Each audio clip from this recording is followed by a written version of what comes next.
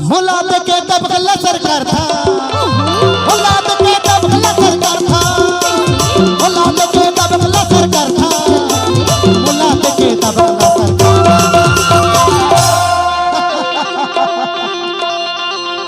अरे सुनना सुनना सुनना, अरे काय बताना,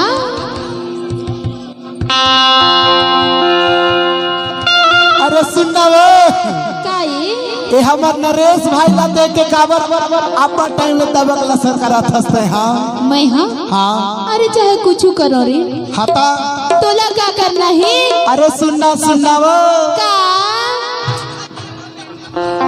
हमार सेल्समैन साहब ला देख तो ये नरेश भैया ये हाँ हाँ एला देख के काबर बहुत टाइम लेते दबगला सरकार था। मैं हाँ हाँ अरे तोला कत का समझाओ रे टूरा। अरे सुन तो का अच्छा मोला देख के गई था।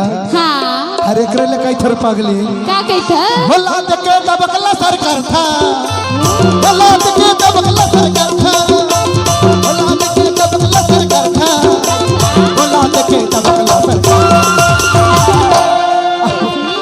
रुक जा अरे आवन ते मोर पारी लम्मा कसम फ्यूज कर दे रे पगली।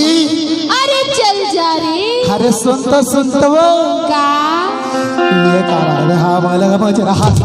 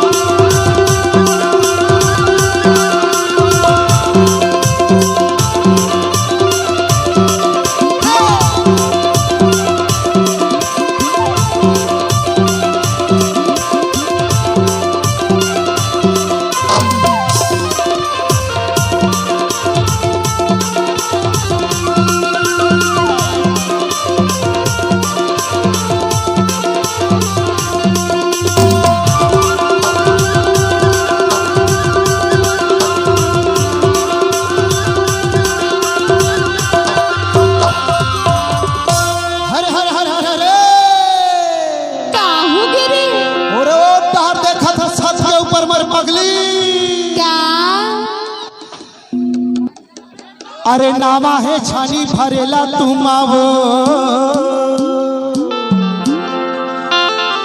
ये नामा है छानी भरेला तुम आवो, और तोला गोदी में बैठा के ले लेते चुमारे ले लेते चुमारे। अरे सुंदर जकही अरे काई ये दे नावा है छानी भरेला तुम आवो, और तुला गोदी में बैठा के ले लेते चुमारे ले लेते चुमारे।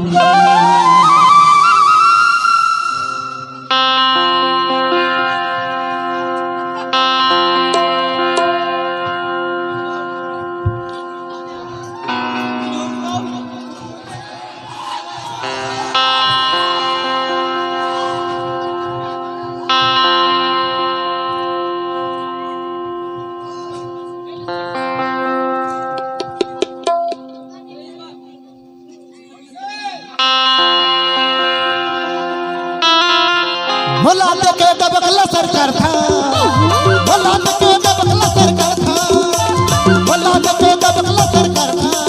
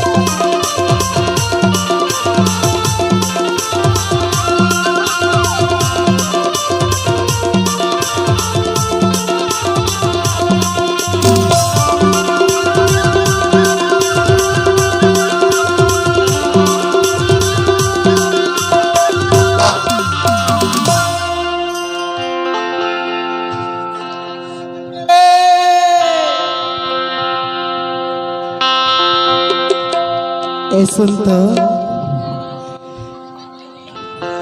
अरे नामा है मंदिर पुजारी नहीं है वो,